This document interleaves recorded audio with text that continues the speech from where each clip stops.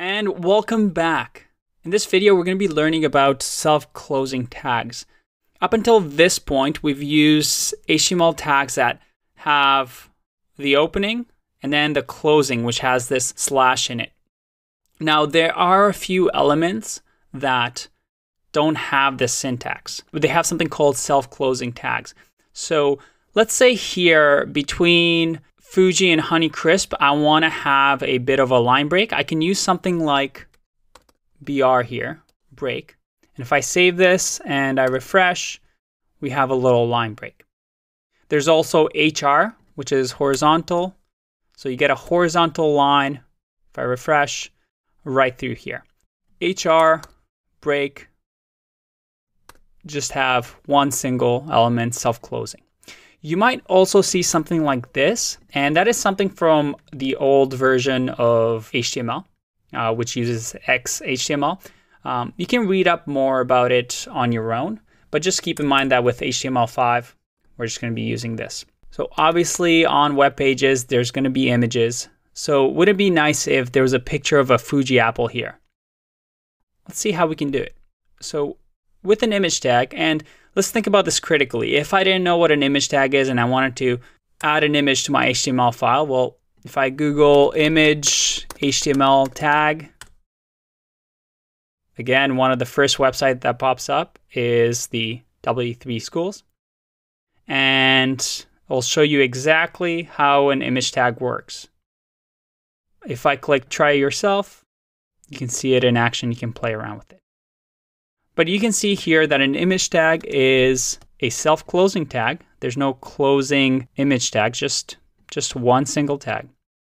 And if I do image, and we have something called source here. And this is something called an attribute.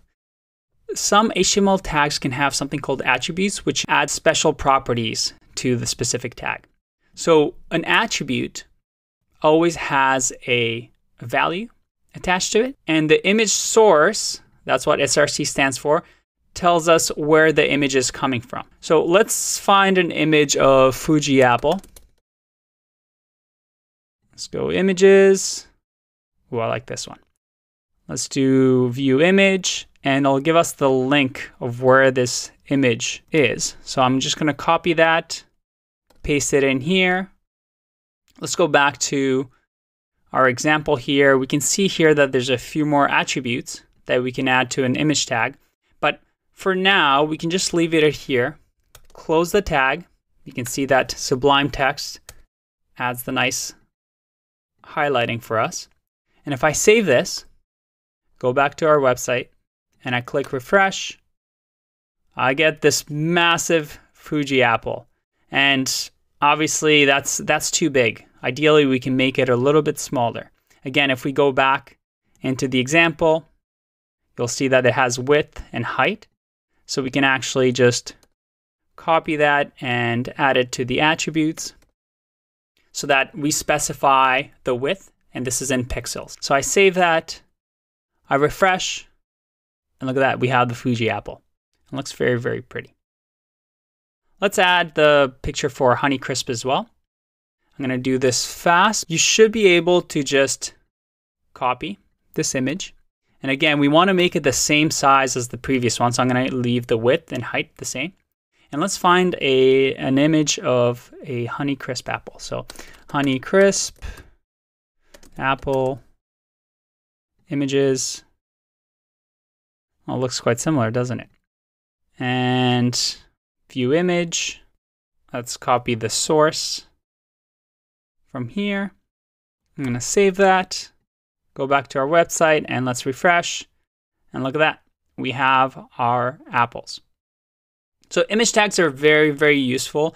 You might be asking yourself, what is the alt attribute mean? And this is something that you can actually read up on. So if you scroll down, if you look over here, you can see that alt specifies an alternate text for an image. So again, this is something that can be used by screen readers, and you can define what the image is of. So in here, the alt is smiley face, so that when a screen reader reads it, says, oh, in this part of the website, there is a smiley face.